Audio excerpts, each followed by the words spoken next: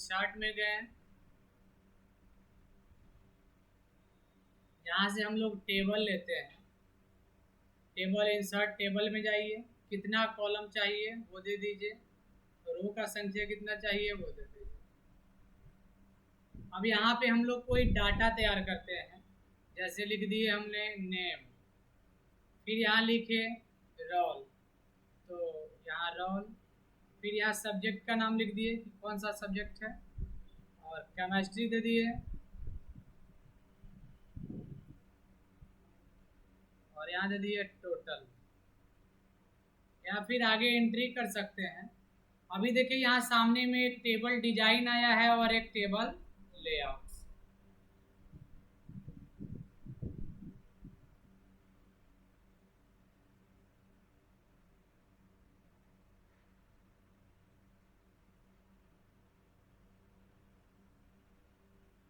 देखिए टेबल का लेआउट्स है ना, लेआउट्स में क्या है, तो यहाँ से हम लोग पहले पढ़ चुके हैं टेबल लेआउट्स में। अब यहाँ से हम लोग पढ़ेंगे कि कैसे हम लोग इसके ऊपर, यानी अगर हमको इसके ऊपर एक हेडिंग वाला रो देना है तो यहाँ से हम लोग इंसर्ट एबव कर लेंगे, नया आ गया। अगर हम सिर्फ एक सेल को डिलीट करते हैं, यानी डिलीट सेल, तो शिफ्ट सेल लेफ्ट करने से क्या होता है, लेफ्ट की ओर शिफ्ट कर गया मेरा डाटा। जैसे अगर यहाँ पे हम इसको डिलीट कर रहे हैं और यहाँ पे कोई डाटा है और हम ये सी वाले सेल को डिलीट करेंगे, लेफ्ट करेंगे, तो क्या होगा, जो हमारा राइट वाला डाटा है वो लेफ्ट की साइड शिफ्ट हो जाएगा। लेकिन अगर कॉलम डिलीट करते हैं तो पूरा एक कॉलम डिलीट हो जा रहा है। फिर हम इसको वापस लाने के लिए कंट्रोल जेड अंडू प्रेस कर रहे हैं, और डिलीट रो करेंगे तो यहाँ से रो डिलीट हो जाएगा। अब इसमें एक और दिया हुआ है डिलीट टेबल, अगर डिलीट टेबल कर दीजिएगा तो पूरा टेबल डिलीट हो जाएगा। वापस यानी कंट्रोल जेड। नेक्स्ट यहाँ पर क्या है, टेबल लेआउट्स में जाएंगे और इंसर्ट एबव, यानी इसके ऊपर एक रो आ गया। हम चाहते हैं कि यहाँ पर एंट्री मार दिए हैं मोहन का, बट ऊपर में होना चाहिए सीता का एंट्री, तो हम यहाँ पर एक रो ही ले लेते हैं। तो इंसर्ट यहाँ कर्सर रखिएगा, इंसर्ट बिलो करिएगा, जहाँ कर्सर रहेगा उससे नीचे लाने के लिए क्या करेंगे, बिलो, और उससे ऊपर रो लेना हो तो इंसर्ट एबव। लेफ्ट साइड, अगर हमको रोल से पहले एक कोर्स का हमको कॉलम देना है तो यहाँ पे इंसर्ट लेफ्ट कर दीजिए, कॉलम आ जाएगा, और यहाँ हम लिख दिए क्लास 12। यहाँ कर्सर रखे रोल पे, इंसर्ट लेफ्ट करेंगे तो ये एक कॉलम लेफ्ट साइड में आ जाएगा। अब इस कॉलम को जरूरत नहीं है तो हम लोग डिलीट से डिलीट कॉलम कर सकते हैं। अब उसके राइट में चाहिए, यानी जैसे यहाँ पर एक बना हुआ है टोटल, है टोटल के बगल राइट में चाहिए तो इंसर्ट राइट, एक राइट आ गया, यहाँ पे परसेंटेज दे दिया।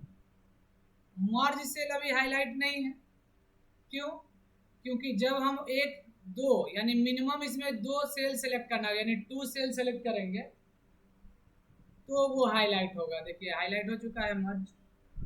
लेकिन 2 या 2 से अधिक सेल एक साथ सेलेक्ट करेंगे और सबको हमको एक सेल बनाना है, यानी एक में ही मर्ज कर देना है, तो ये मर्ज सेल।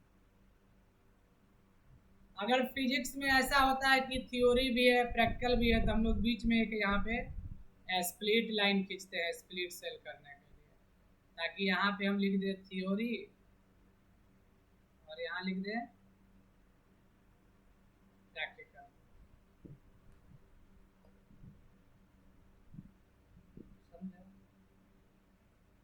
स्प्लिट टेबल, जैसे मोहन से नीचे टेबल अलग करना है तो स्प्लिट टेबल कर दीजिएगा, टेबल 2 पार्ट में डिवाइड हो जाएगा, अंडू। अब हम लोग फिर से जाते हैं टेबल के लेआउट में। एक होता है ऑटो फिट टू कंटेंट,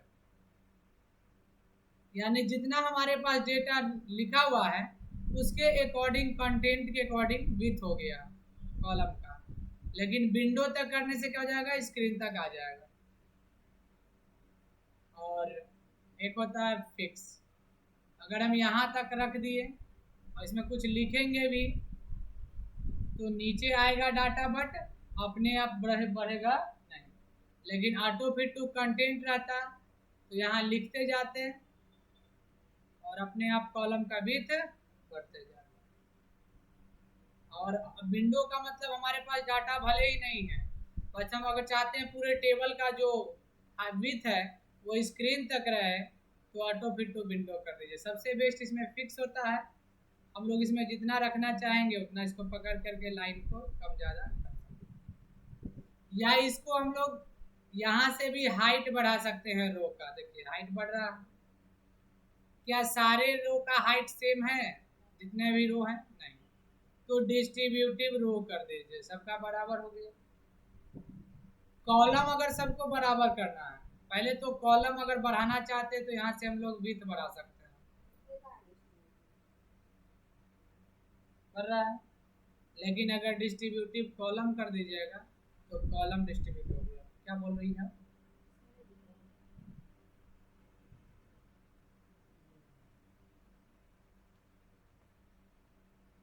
समझ गया? आइकन दिया हुआ वहां पे, यहाँ पे लिखा हुआ वही आइकन। अब इसमें जो मैटर है इसको हम लोग टॉप लेफ्ट अलाइनमेंट में रख सकते हैं, ये सेंटर यानी मिडिल में आ जाएगा, लेकिन टॉप में ही है राइट। अब मिडिल यानी कि मिडिल में लेफ्ट, मिडिल में सेंटर और मिडिल में राइट, ये अलाइनमेंट है टेक्स्ट का। टेक्स्ट डायरेक्शन है घुमाने के लिए, यहाँ पे टेक्स्ट डायरेक्शन पे क्लिक करते तो टेक्स्ट का जो डायरेक्शन है वो बदल जाएगा।